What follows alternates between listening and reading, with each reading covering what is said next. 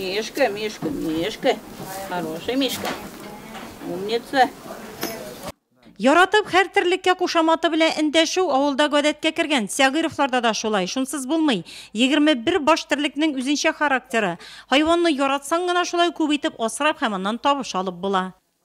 Уртача алганда елына 300-400 керем кертеп була терлек белән. Яхшы итеп эшләсәң, пешәнен үзең хәстәрләсәң, сатып алмасаң, саламын бит инде колхоз ярдәм итә.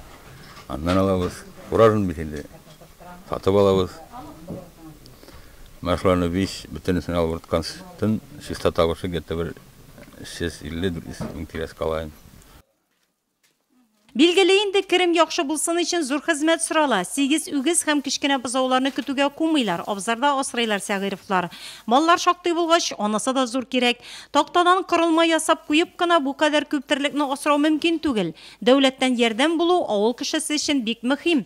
Республика программасында катнашып сәгыйровлар яңасын төзеп куйганнар. Бинаны блоклардан иркен итеп ясаганнар. Дәүләттән ярдәм булса яшәп була, улда да тырышырга кирәк. Моны бит ярдәм белән абзарлар төзеп куйдык. Терлек санын арттырдык. Тырышырга тырышсаң яшәп була.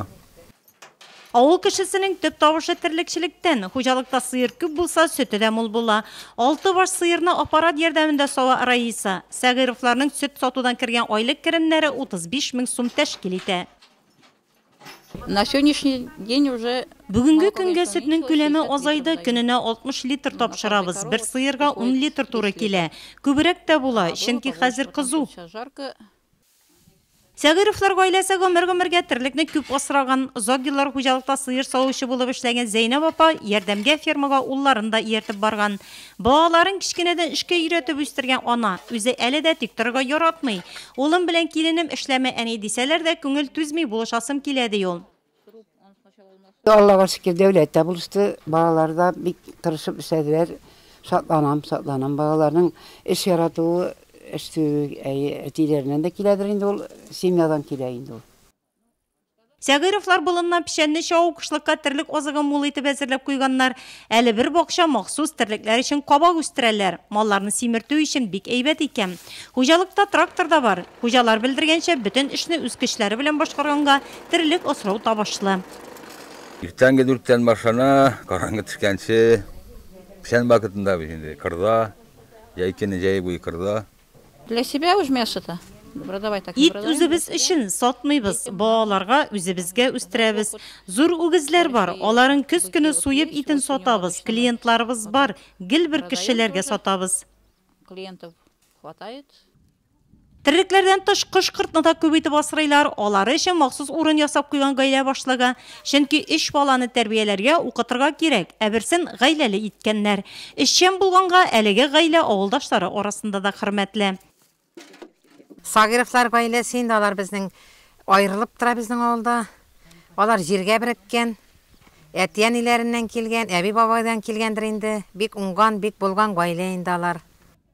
Кәкре атау Гәйтән авыл җирлегенә керә. Җирлектә 5 яисә 8 баш сыер терлеге булган хуҗалыклар шактый. Дәүләт программасына катнашырга теләк белдерүчеләр бар.